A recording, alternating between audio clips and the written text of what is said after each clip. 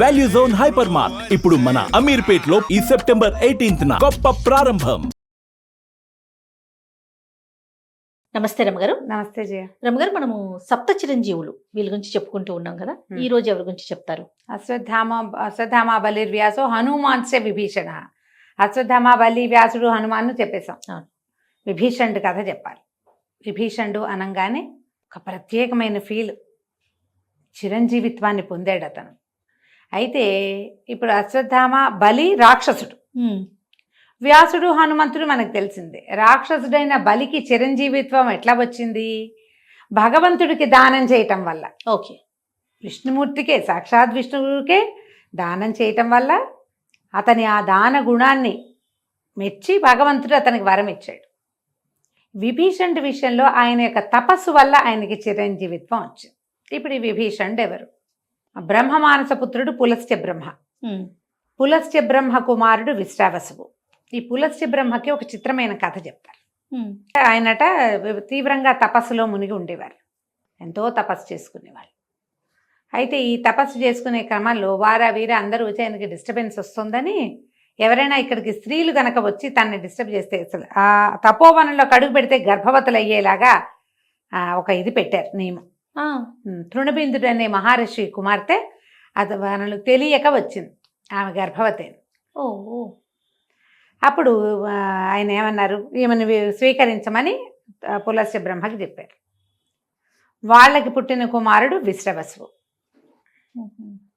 ఆయనకి చాలా సంతానం ఉన్నారు, 2-3 భార్యలు. మొదటి భార్య కుమారుడు కుబేరుడు. ఓకే. ఆయన రెండో భార్య కైకసి అనేటువంటి ఒక రాక్షస కన్య. కైకసి మొదటి భార్య కుబేరుని తల్లి బ్రాహ్మణ స్త్రీయే, బ్రహ్మవంశంలో జన్మించింది. కైకసి మాత్రం రాక్షస స్త్రీ. ఎందుకు ఈ పని చేశారు?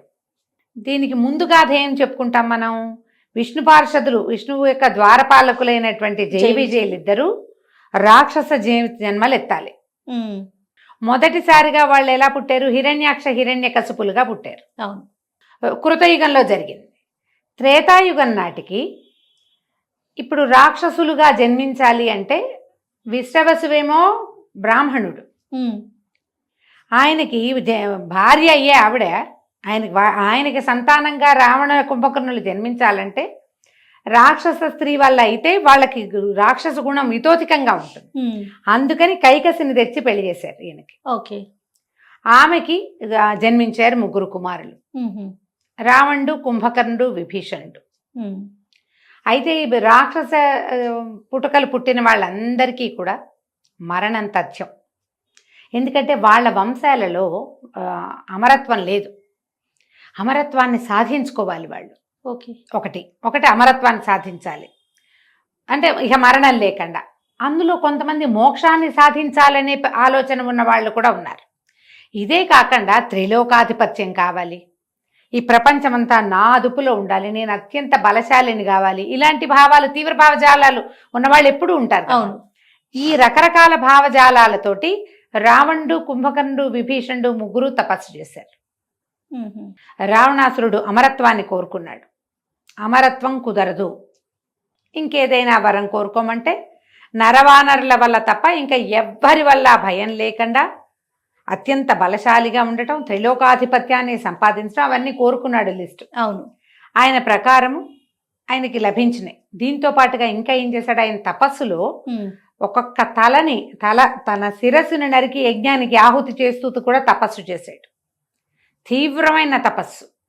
ఆ అతి తీవ్ర తపస్సు వల్ల పరమేశ్వరుడు ప్రత్యక్షమయ్యాడు. ఆయన నందంటే నంది, పందంటే పంది అయింది. రావణాసురుడు ఏదనుకుంటే అది చేయగలిగేంత శక్తిని సంపాదించాడు. బలగర్వంతో ఎన్నో రకాల దుష్కృత్యాలు చేశాడు. అది చేశాడు. భక్తిపరుడు అలాగే దుర్మార్గుడు రెండును. ఇవి 2 కాకుండా ఇంకా ఉన్నాయి. ఆయనకి చాలా తపస్శాలి, ఎంతో విద్యలు ఉన్నవాడు, అద్భుతంగా వేద విద్యను చదువుకున్నవాడు, సంగీతంలో నిష్ణాతుడు రావణాసురుడు. మంచి క్వాలిటీస్ కూడా ఉన్నాయి, చాలా ఉన్నాయి. వాటితో పాటుగా తీవ్ర ప్రకృతి, తీవ్రమైన ఒక ధోరణి ఉంది. కుంభకర్ణుడు తపస్సు చేశాడు, నిద్ర కోరుకున్నాడు. ఇప్పుడు వీళ్ళిద్దరూ అగ్నికి వాయువు తోడినట్టు పెద్దవాడు అన్ని వేల వరాలు అన్ని రకాల వరాలు కోరుకుంటే వీడెన్ని కోరతాడో ఇద్దరు కలిసి లోకాల మీద పడతారని సరస్వతీదేవిని అతని నాలిక మీదకి ఉండి నిద్ర కోరుకునేలాగా, నిద్ర తక్కువ కోరుకుందాం అనుకున్నాడు. అది 6 నెలల దీర్ఘ నిద్రని కోరుకున్నాడు. చివరికి ఆయనకి 6 నెలల నిద్ర. పరమ బలవంతుడు, పుటకే బలమైన పుటక, అత్యంత బలశాలి అయిన వాడు కుంభకర్ణుడు. ఆ కాలంలో అమిత బలాన్ని పొందాడు, అమిత పరాక్రమాన్ని పొందాడు, వరాలతోటి తపశ్శక్తి వల్ల నిద్రని కూడా పొందాడు. అయితే వీళ్లతో పాటే తపస్సు చేసిన కుంభకర్ణుడు బ్రహ్మదేవుడిని ఏం కోరుకున్నాడంటే, నేను నిరంతరము ధర్మాత్ముడిగా ఉండేలాంటి వరం ఇవ్వమని కోరుకున్నాడు. బలం అడగల, శక్తి అడగల, అమరత్వం అడగల, మోక్షం అడగల, ధర్మం తప్పని విధానాన్ని నా జీవితానికి ఇవ్వు, ఏ దశలోనూ నేను ధర్మం తప్పకూడదు. విభీషణుడు రావణాసురుడి యొక్క రహస్యాన్ని రాముడికి చెప్పాడు, కానీ ఆయన ధర్మం తప్పలేదు. ధర్మం తప్పని వరాన్ని భగవంతుడి బ్రహ్మదేవుడి దగ్గరే పొంది ఉన్నాడు అతను. అదే దాంతో పాటుగా ఈయన బ్రహ్మదేవుడు, నీవు ధర్మాత్ముడుగాను ఉంటావు, ధర్మబద్ధమైన నీ కోరికకి మెచ్చి నీకు చిరంజీవిత్వాన్ని ఇస్తున్నాను అని బ్రహ్మదేవుడు స్వయంగా వరమిచ్చాడు. ఓ, ఏ దేవుడు స్వయంగా వరమిస్తాడు? ఎవరికైనా జరిగిందా అట్లా? అస్సలు ఎవరికి ఎంత తపస్సు చేయాలి, ఎంత దీక్ష చేయాలి, ఎంత చేసినా మనం అడిగేదాన్ని బట్టే మన వరం. అంతే కదా. అడిగిన దాని ప్రకారంగా వరం. ఇప్పుడు హిరణ్యాక్ష హిరణ్యకశిపులు అడిగిన దాని ప్రకారంగానే పొందారు వరాలు. రావణ కుంభకర్ణులు అంతే. ఈయనేమడిగాడు? ధర్మాత్ముడుగా జీవించాలి అని కోరుకున్నాడు, అంతే. ఆయన చిరంజీవి అయ్యాడు. కానీ ఈ చిరంజీవి నేను ఎప్పటికీ నువ్వు జీవించే ఉంటావు అనగానే వీడికి ఒక రావాలి ఉద్రేకం లోపల నుంచి, ఓ నేను ఏమైనా చేయొచ్చు, నాకు మరణం లేదని. అవును. కానీ అది రాలా. ఎందుకంటే ఆయన తొలుత కోరిన వరం ఏమిటి? ధర్మాత్ముడుగా ఉండడం. ఇక ధర్మాత్ముడుగానే ఉన్నాడు, అన్నతో పాటే ఉన్నాడు. తన అన్నగారికి తెలుసు తమ్ముడు ధర్మాత్ముడు అని. ఓకే. ప్రతి దశలోనూ ఆయన ధర్మం బుద్ధి బయటపడింది. ఆంజనేయ స్వామి లంకలోకి వెళ్ళాడు. దానికి ముందు సీతాదేవిని చెరపట్టాడు రావణాసురుడు. ముందు సీతను తీసుకొచ్చాడు. బలవంతం చేయకూడదు, ఆయనకి శాపం ఉంది, రంభ వల్ల శాపం ఉంది రావణాసురుడికి. ఏ స్త్రీనైనా బలవంతం చేస్తే నీ తల 1000 వక్కలైపోతుంది అని రంభ వల్ల నలకూబరుడు శపించాడు. ఈయన స్వర్గం నుంచి వస్తుంటే రంభ కనపడింది. ఆమెను పిలిచాడు. ఆమె, నేను మీకు కోడలు వరుస అవుతాను, కుబేరుడి కుమారుడైన నలకూబరుడు నా ప్రియుడు, నేను అతని కోసమే వేచి ఉన్నాను అంటే, నువ్వు దేవవేశ్యవి, నీకు వావేమిటి వరస ఏమిటని ఆమెని మాన్భంగం చేశాడు. రంభ అందరి దగ్గరికి వెళ్ళగలిగేదే, కానీ నో అంటే నోనే. మాన్భంగమే. ఆమె పరమ దుఃఖంతో నలకూబరుడు వచ్చేసరికి దుఃఖంగా ఉంది. ఏం జరిగిందంటే ఇది చెప్పింది. రావండు, నీ పిన తండ్రి నేను ఎంత వద్దని చెప్పినా, నీ పేరు చెప్పినా అతను వినలేదు అని. అప్పుడు నలకూబరుడు శపించాడు, నిన్నొల్లని స్త్రీని ముట్టుకున్నావా నీ తల 1000 వక్కలవుతుంది అని. ఇప్పుడు సీతాదేవిని తెచ్చాడు. ఆమె అబల మానవ స్త్రీ, ఆమె మహామాయగా ఉంది మనకు తెలుసు. అయినా కూడా ఇక్కడ ఉన్న ఆమె ఉన్న జీవితం ఏమిటి? మానవ కన్యగా దొరికింది, మానవులతోటి పెంచబడింది, మానవ స్వరూపంలో ఉన్న భగవంతుడి చేత వివాహం చేసుకోబడింది, ఆయనతోటి అడవికి తేయబడింది, వీడెవరితోటి ఎత్తుకురాబడింది. అన్ని చోట్ల మానవ లక్షణాలే ఉన్నాయి. మానవ కాంతని అతను చాలా సులువుగా చేయగలడు, కానీ చేయలేకపోయాడు, ఎందుకంటే ఈ శాపం ఉండటం వల్ల. ఆమెను బలవంతం చేసినప్పుడే చెప్పాడు, ఎందుకు వచ్చింది? నీకు శాపం ఉంది, వీళ్ళతో పెట్టుకోవద్దు. ఇతను రాముడని చెప్పబడుతున్నవాడు ఈ అమ్మాయి భర్త. అతను జనస్థానంలో 14,000 మంది రాక్షసుల్ని 3 గంటల్లో తుడిచిపెట్టేశాడు. ఎంతమందినో సంహరించాడు. మారీచుడికే అతనంటే భయం. అలాంటి వారి జోలికి వెళ్ళకూడదు వద్దన్నాడు. ఏం వినలా. తమ్ముడు ధర్మాత్ముడే కానీ ఈయన వినలేదు. రోజులు గడిచాయి. అయితే త్రిజట అని ఒక రాక్షస స్త్రీ గురించి చెప్తారు, కానీ ఆవిడ ఒక వృద్ధురాలుగాను వర్ణించబడుతుంది. ఆ త్రిజట విభీషణుడి కూతురు అని కొన్ని రామాయణాల్లో కనిపిస్తుంది. ఈ సీతాదేవికి కాపలా పెట్టిన చాలా మంది రాక్షసీ గణంలో త్రిజట అనే ఒక ఆవిడ ఉంది. ఆ త్రిజట స్వప్నం చాలా ఫేమస్. ఆ ఘట్టం రామాయణంలో చాలా అద్భుతమైన ఘట్టంగా చెప్పబడుతుంది. వీళ్ళు వెంబడి మళ్ళీ చెప్పుకుందాం. అయితే ఈ త్రిజట కాకుండా విభీషణుడి భార్య సరమ అని ఒక గంధర్వ స్త్రీ ఆయనకి భార్యగా ఉంది. ఆమె సీతాదేవితో స్నేహంగా ఉన్నట్టుగా కొన్ని సందర్భాల్లో కొన్ని రామాయణాల్లో కూడా చెప్పబడుతుంది. అయితే ఇప్పుడు ఆంజనేయ స్వామిని పట్టుకున్నారు. ఆయన లంకా దహనం చేయటానికి ముందు ముందు ఏం చేశాడు, అశోకవనం అంతా పాడు చేశాడు. ఓకే. పాడు చేయగానే కొంతమందిని పంపించారు రాక్షసుల్ని, వాళ్ళందరినీ చితకొట్టాడు. తర్వాత అక్షకుమారుడు రావణాసురుడు కుమారుడు వచ్చాడు, వాడిని సంహరించాడు. వాళ్ళు వీళ్ళు చాలా మంది వచ్చారు, వచ్చిన వాళ్ళందరినీ కొట్టాడు. ఇక వశం కావటం లేదని ఇంద్రజిత్తుని పంపారు. ఆయన బ్రహ్మాస్త్రం వేశాడు. బ్రహ్మాస్త్రానికి దొరికాడు. ఈయన దొరకడు నిజానికి, బ్రహ్మాస్త్రం కూడా ఆయన కట్టలేదు. తాత పట్ల గౌరవంతో లొంగాడు అంతే. పైగా బ్రహ్మాస్త్రంతో ఇట్లా కట్టిన తర్వాత వీళ్ళు ఏం చేశారు, ఇంకో తాడేసి కట్టారు. ఇంకో తాడుతో పెట్టి బంధించగానే బ్రహ్మాస్త్రం విడిచేస్తుంది. అట్లా చేయకూడదు, అది నియమం అన్నమాట. ఈయన పట్టుపోయారు సభలోకి. పట్టుకెళ్తే ఏమన్నారు, ఈ తోకని ముందు దూతని చంపుతామన్నారు. అప్పుడు ఏం చెప్పాడు, దూతని చంపకూడదు. అతను నేను దూతనని చెప్తున్నాడు, వానరుడైనా సరే నేను దూతనని చెప్పాడు. వివరంగా చెప్తున్నాడు. రాముడు అక్కడి నుంచి వచ్చాడు, ఆయన అయోధ్యాధిపతి, భూమండలానికి చక్రవర్తి కావాల్సిన వాడు.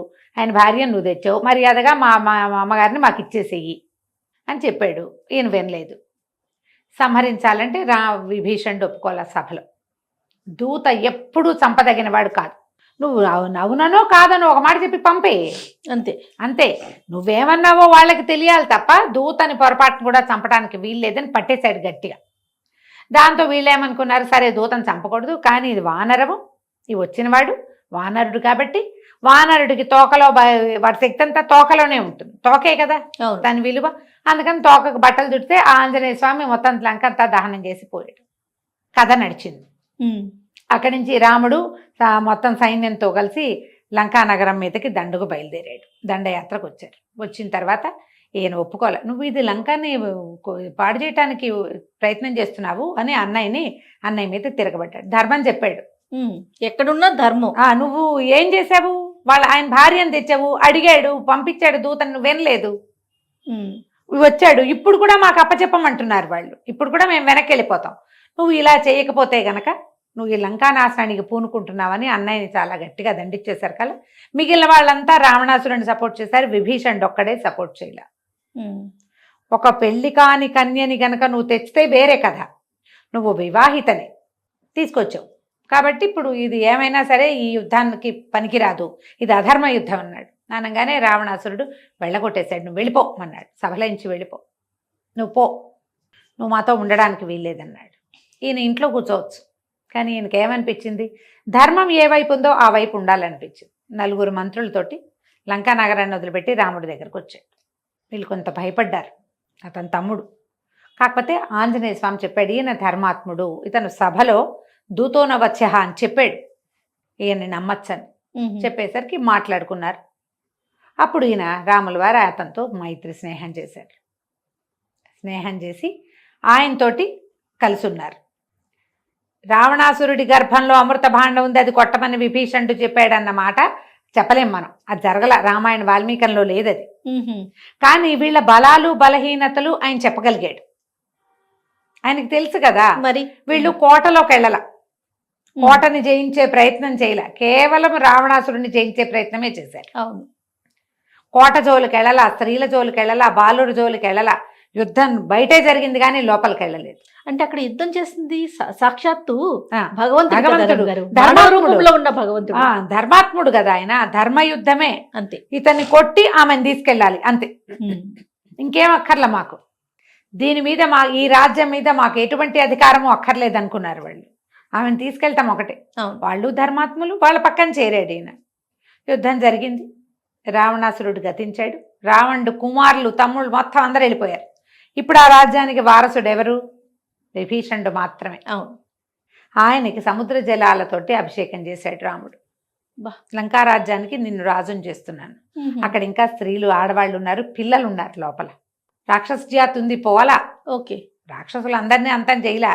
ఈయన అవతార విశేషం ఏమిటి ఇక్కడ, రావణ కుంభకర్ణులు, జనస్థానంలో ఉన్న ఖరదూషణులు, మారీచు సుబాహులు, తాటకి కబంధుడు విరాధుడు, వీళ్ళందరినీ సంహరించాలి రాముడు ఈ జన్మల జీవితంలో, ఈ అవతారంలో. వాళ్ళందరినీ ఆయన తుడిచిపెట్టాడు. విభీషణుడు శాశ్వతంగా జీవించి ఉన్నాడు, ఇప్పటికీ ఉన్నాడని చెప్తారు. మరి ఇప్పుడు కనపడుతున్న లంకా నగరం శ్రీలంకే అయితే ఆయన ఎక్కడున్నాడో మనకు తెలియదు. రాక్షస పాలనలో ఉన్న నాళ్ళు విభీషణుడు ఉన్నాడు.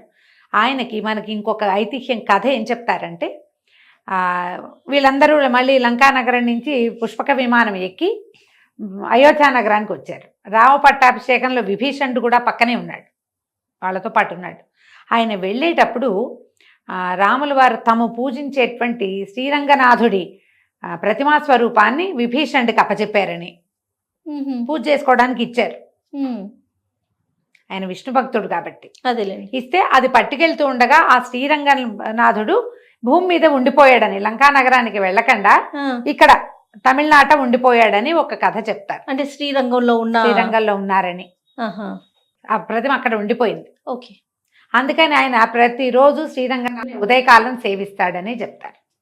విభీషణుడు కదా, బాగుంది కదా, చాలా ఇంచుమించు రామాయణం అంతా కవర్ చేస్తారు. మొత్తం వచ్చింది. విభీషణుడు అంటే రామాయణానికి ఉన్న అనేక రకాల గట్టి ఏమంటారు, ఆ రామాయణ వృక్షానికి ఉన్న పెద్ద పెద్ద కొమ్మల్లో శాఖల్లో ఈయనొకరు. ఈ విభీషణుడు ఒక పెద్ద శాఖ. ఆయన ధర్మాత్ముడుగానే వ్యవహరించాడు, కానీ అధర్మపరంగా వాళ్ళ అన్నయ్యని మోసం చేసి అన్నయ్య వెళ్ళగొడితే వచ్చాడు అంతే. పైగా వీళ్ళ దగ్గర చేరటం అంటే శరణు వేడాడు, నన్ను రక్షించు, మా అన్నయ్య నన్ను ఏమైనా చేస్తాడు అని శరణు వేడి నేను నీతో ఉంటానని అడిగి న్యాయంగా ధర్మంగా వచ్చి కనపడి ఒప్పుకుని వాళ్ళతో పాటు ఉన్నాడు. విభీషణుడు లాంటి వాళ్ళకి అంటే ధర్మం పక్కన నిలబడే వాళ్ళకి పరాజయం ఉండదు. వాళ్ళు ఎక్కడో చోట గెలుస్తారు అంతే. వాళ్ళు ఉన్న చోట వాళ్ళకి గెలుపు లభించకపోతే గెలుపు లభించే చోటకి వాళ్ళు వెళ్ళి అక్కడ నిలబడతారు. ధర్మం తప్పకుండా ఉంటేనే కుదురుతుంది అది. అట్లా చిరంజీవిగా అయ్యాడు. చాలా చాలా బాగుంది రమ్మగారు. నమస్తే. నమస్తే జీ.